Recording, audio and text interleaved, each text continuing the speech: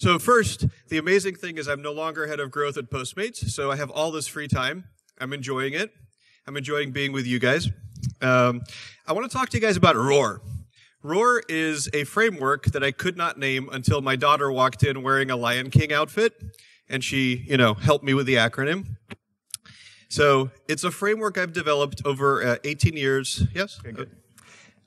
So it's a framework I've developed in over 18 years of kind of working on growth and marketing programs, because eventually, if you get old enough, you kind of start seeing a few patterns. At least I hope you do.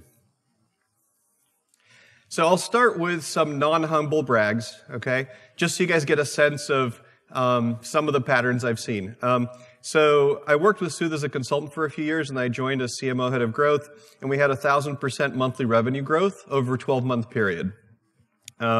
We had 12 months of double-digit revenue growth, about 20 to 30% month over month. And because they were raising on AngelList at the same time as we were doing this, we could see what Zeal was doing. And Zeal was growing fantastically, right? Zeal was a great competitor. They had started previously to Sooth, also an on-demand massage company.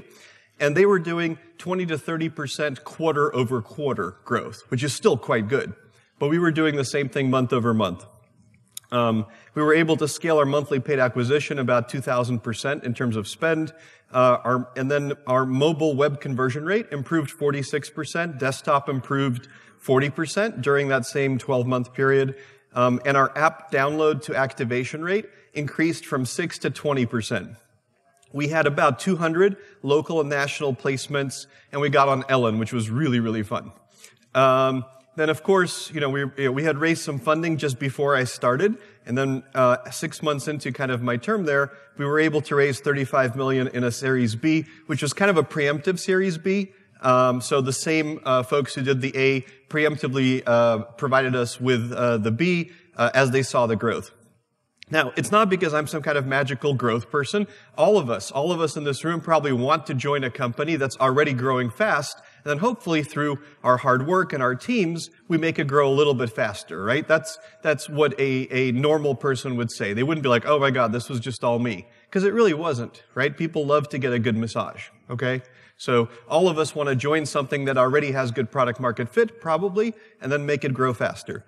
But then, a funny thing happened, and I tried to do some of the same things. I tried to apply the same methodology, the Roar growth framework, to a much, much bigger company at a much later stage. And I did that at Postmates.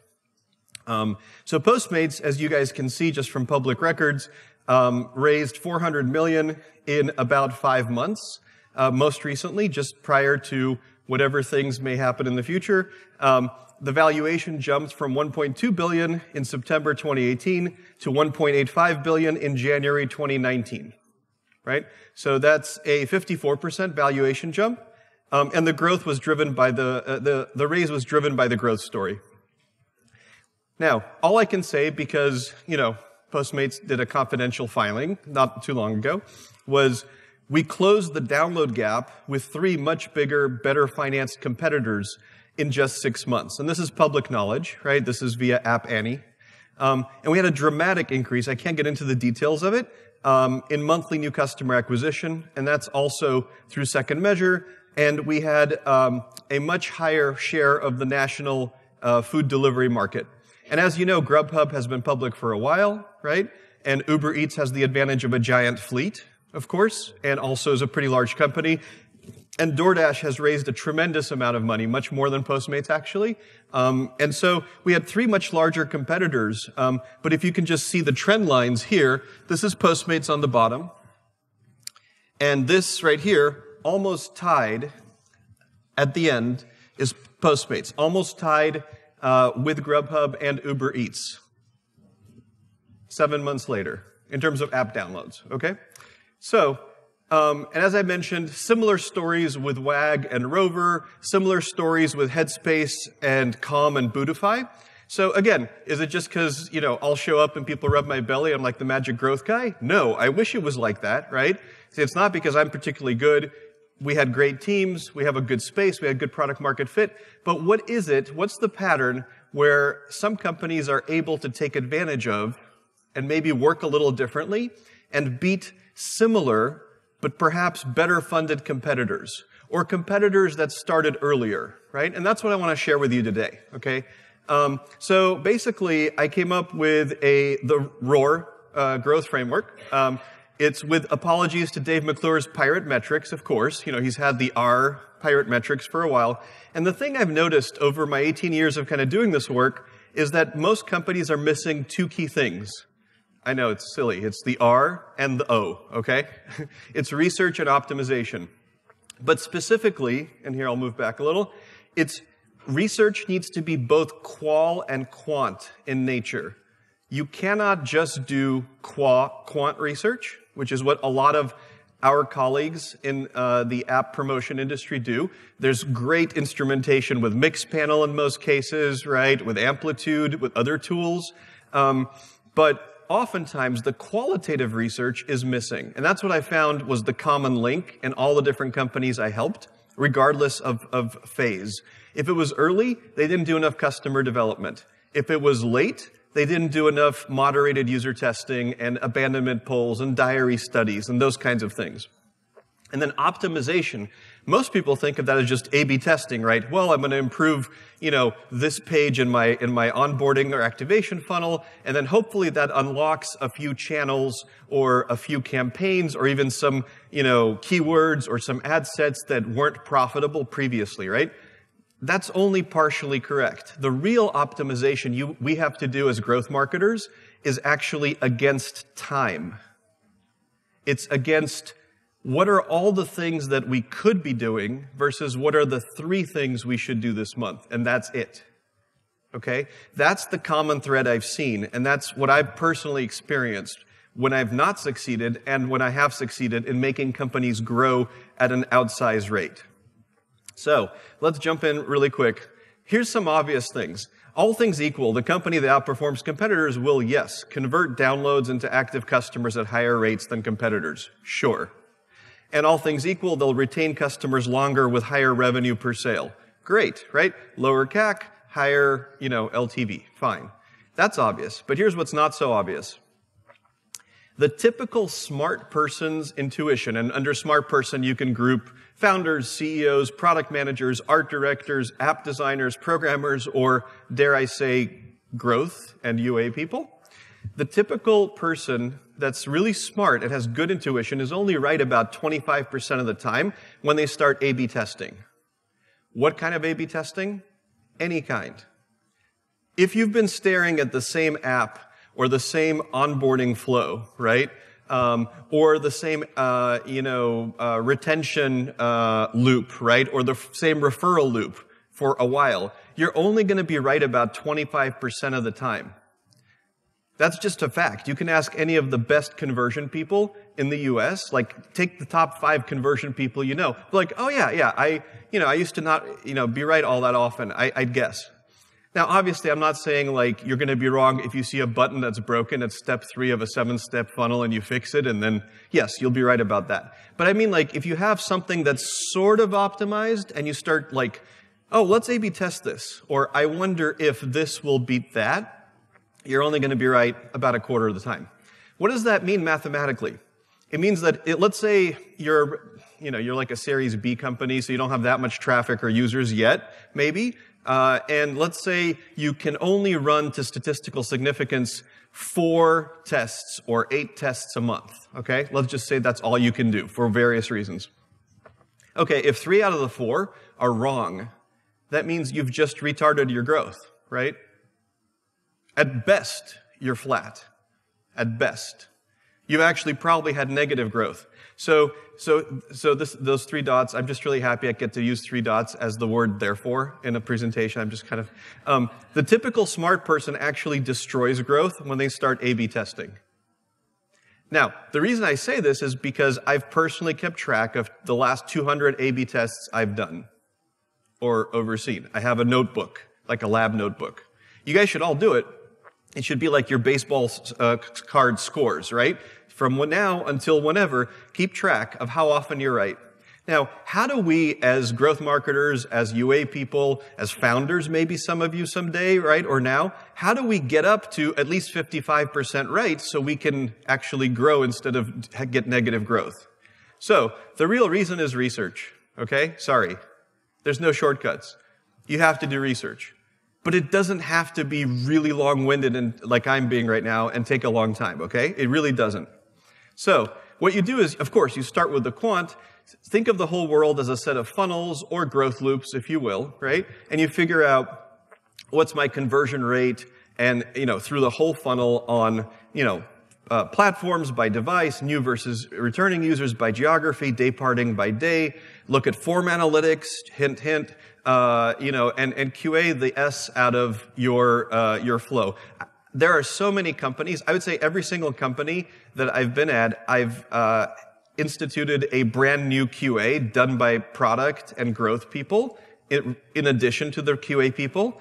And we found things that increase growth by 3 to 5% just because, a particular device on Android wasn't working quite as well or, et cetera. So once you've got this, here's a quick pop quiz. Can you guys see the actual numbers in here? Or are they too small? You see them? No? Okay, all right.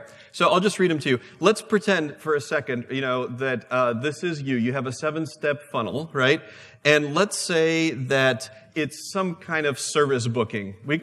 These are not Sue's actual numbers. Let's pretend it's like massage, okay? So here at the top, you have desktop, new user booking flow, right? At the bottom, you have mobile. These are web, right? Desktop web, mobile web for new users. So let's pretend for a second that desktop has 62,000, right? People visiting a month. It's a pretty small property, whatever. I made these numbers up, right? And then let's say mobile has 100,000, okay? And then let's say desktop has a 1.48% conversion rate. Not very good, but not horrible, okay? Like mediocre.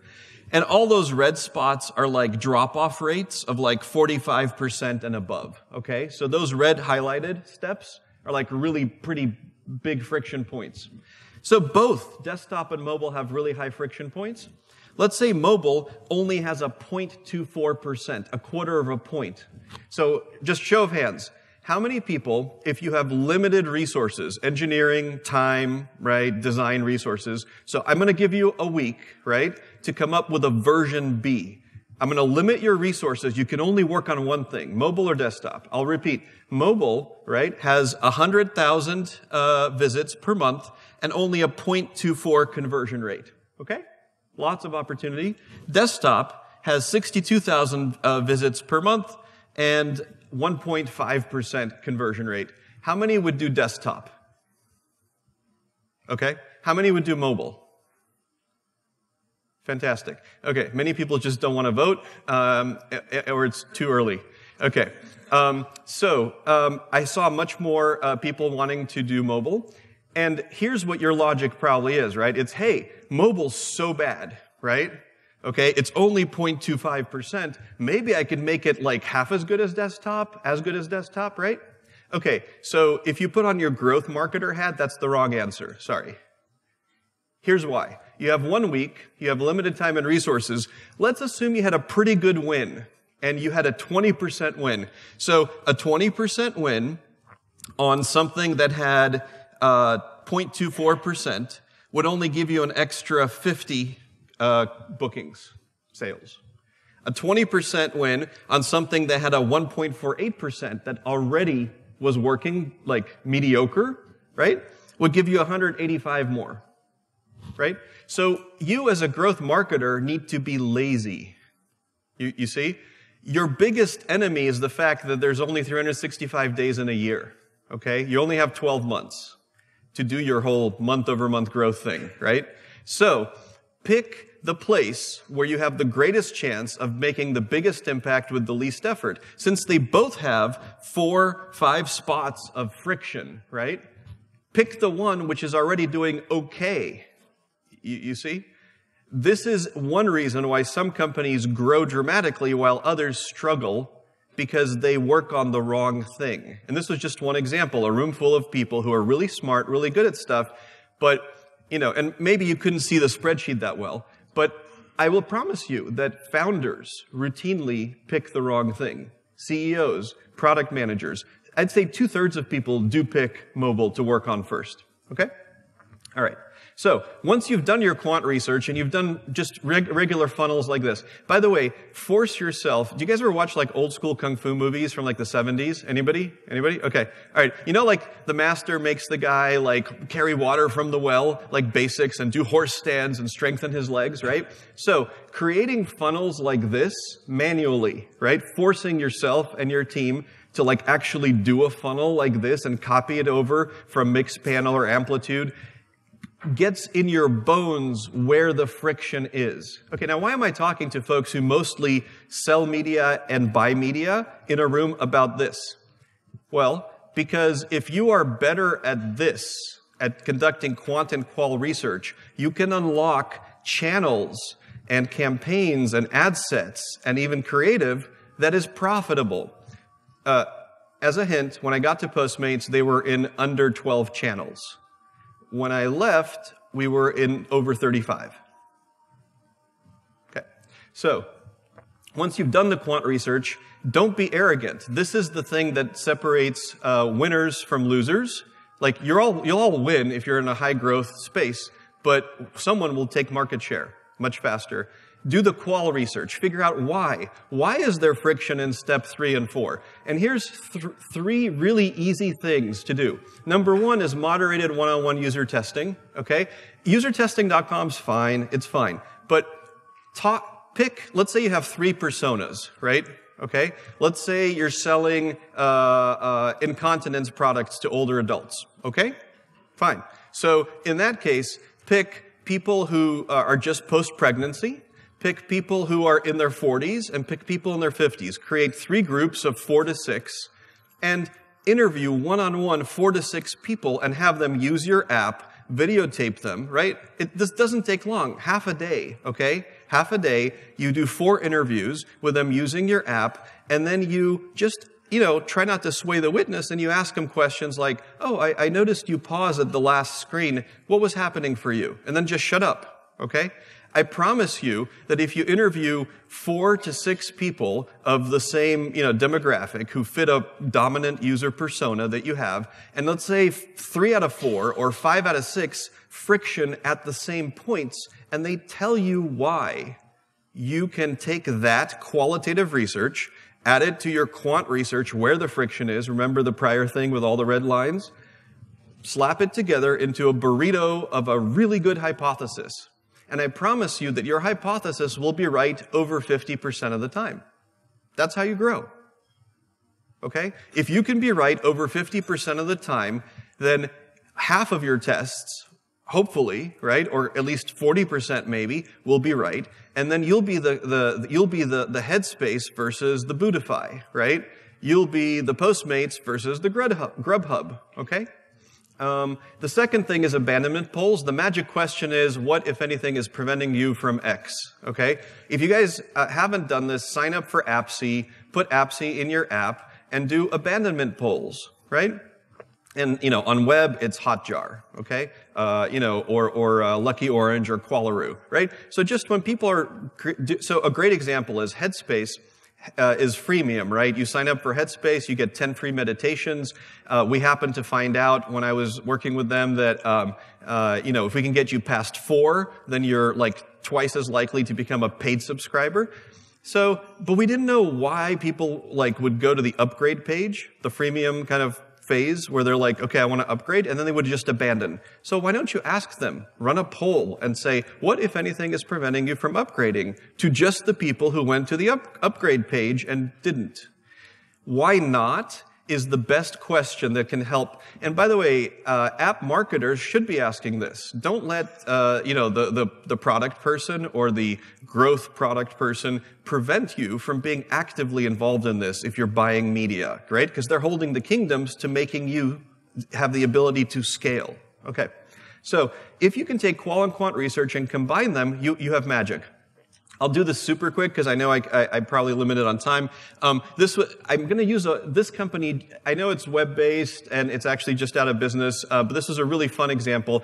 Netflix for Legos, right? really fantastic, fun company. I'm a parent. I met them. I thought they're amazing. This was very early stage. They started having me, help them out a few years back, buy media, and we had high click-through rates. Everyone loved the company, and then nobody bought. It was like embarrassing. So 2 weeks into launching on AdWords, on Facebook, and a few other smaller channels, I come to the founder and I said, "Hey, we got to stop. This is like embarrassing." And he goes, and he's awesome. He's like a former Air Force guy and an iBanker from Israel. So he's like, "Don't you know what you're doing?" He was pretty direct to me, right? And nothing phases this guy. And I'm like, "Well, it's not that I don't know what I'm doing, and look, the click-through rates are high, and people search for like Death Star Legos, and then they find your Death Star landing page, and they want to buy, but they're not buying." And he says, "Well, why not?" I said, "That's the point. I have no clue. I don't understand it." So we interviewed 8 moms. We went to like a YMCA and a Jewish community center and a coffee shop. We interviewed 8 moms, right? And 7 of the 8, guess why they weren't buying? Because they were like, "We love it, we love it." At the end of the thing, I would just sit back and ask them. I would say, "So why don't you go ahead and sign up?" Like after they ran through the whole website and found the set they want. And they said, "What if I lose a piece?" I'm a dad. The founder was a dad, is a dad, right? And, we thought like sanitized, right? Did somebody sneeze on it? So guess what? Our first A/B test, right, was 1 bullet. Right here. Lost a piece, no worries, we won't charge. We even stack the deck against it by adding no worries, we won't charge. Okay, so that was a 90% conversion rate improvement by adding 1 bullet. I'm not kidding you, okay? Why? Because we brought up a objection and then we dismissed it. This was meant to be the sound of me smacking my hand, but, okay. Okay, so that's the power of qualitative research, and you guys should insist. And by the way, if there's nobody at your company who's a qualitative researcher, you do it. Just do it, okay? If you do about 10 or 20 of these, you get reasonable at it. So, okay. All things equal, the company that runs more tests backed by both qual and quant research wins. That's it. That's the secret of the sequence of companies. And so I've had about 20 companies implement ROAR. I've personally run growth at, maybe 4 or 5 of them. And then I've advised or helped. And 17 of them have had great success because they've implemented qualitative research into every part of their growth stack. Okay? All right. So number 1, once you have all your funnels, or growth loops, if you will, right, and you've prioritized, because you're lazy, which ones give you the highest amount of potential growth with like a 15, let's say you had a 15% win, could you, without even increasing your budget month over month, get double-digit growth? Well, okay, I pick this funnel and this funnel. Then what you do is you optimize the beep out of your time. Can I cuss in here? I don't know. Like, are you guys comfortable? I mean, I don't know where, Anyway, I cuss like a sailor when I do UX and growth stuff, so that's just life. But, you optimize your time and you say no to everything else. That's the other secret of growing much, much faster than everybody else. Your ability and the trust your board, right, or your CEO, or your CMO, or your boss, or your colleagues have in you to push back and say no to everything else. I know it's hard. Maybe like you're already too far down the track, but maybe at your next position, before you come in, you can explain this to them. Because I'm sure all of you, okay, how many of you guys think that a current or past company probably did too many things not that well? All at once. Okay, great. Okay. And how many of you wish that a current or past company, right, so it's vague, would have done less things but just better? Right. I mean, like a good 3/4 of the room. Yeah. So that's what I experienced. That's what ROAR is for. It's a simple framework to explain to boards and founders and bosses and colleagues why I should only work on this and this, but nothing else. Okay? So then you run your funnels. So test velocity and execution. This is also super key. Again, this is squishy qualitative stuff, but this actually was the difference. At Headspace, so I wasn't an employee of Headspace, but I was kind of there to like advise their growth team and help create growth processes, and both on the acquisition and the kind of growth product side. At Headspace, they had a designer, like a lead design person, who would work completely separate from the marketing team. Loved them. You guys, if you go to Headspace, you'll see like the beautiful graphics, right? Like the little like the kind of abstract cartoons. Loved them. Loved all the kind of their taste. But I just have to tell you, if marketing or growth, performance, the team doing performance does not have control over design and actually submits things to design for approval, or there's like some kind of group called brand that's separate and they sort of lord over and dispose over growth experiments you want to run, you're screwed, okay? I'll put it bluntly, right? Because it's hard once you're inside a company to say things like that, but it's true. We probably could have grown way faster at Headspace even than we did during like that time I was helping them, if we just didn't have to wait 2 weeks, 3 weeks for someone outside our org to iterate. So people is the number one thing. You need your own designers and your own developers. Do not take no for an answer. Insist on it. Sorry. Number two, you just have to agree up front, how long do you test? What's a winner? Who gets to decide? And you have to put that in writing, because otherwise everyone comes at it with like their own analogies and prior experiences. And the worst thing is when the CFO tells you why you need to do multivariate testing, and you're like, I do not have enough traffic for multivariate testing. We'll be here 3 months. Okay? And they want to test bottom of funnel. Okay? I see a few people nodding because they've experienced this. The third thing is having an actual process. A lot of companies test with no process. And the fourth is platform tools attribution. There's some great tools, but insist on this, right? To recap, hypergrowth is a function of 4 things. This is what I've found, okay? 1, doing qual and quant research. 2, ruthless focus. Actually, the ability to say no to everything but the 3 or 4 things or 2 things that will, hit your numbers. The quality of your hypothesis, of course, depends on that ruthless focus and that research. And then, if everything's in place, then you just need to do, of course, yes, as many tests as possible. That's what I found. Thank you. That's all I had. And then I don't know why they put this up. This was like a thing from I did. I'm supposed to do a Shatner right now. I'm not going to do it. I didn't sleep enough. So thank you.